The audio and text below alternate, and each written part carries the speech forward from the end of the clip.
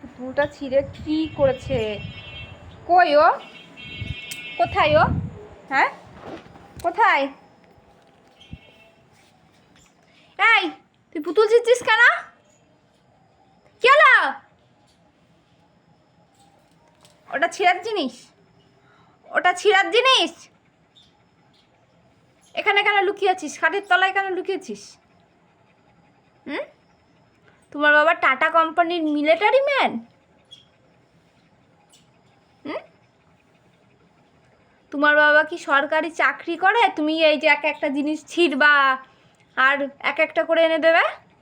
হ্যাঁ, আর তুই কোথায় ঢুকেছিস?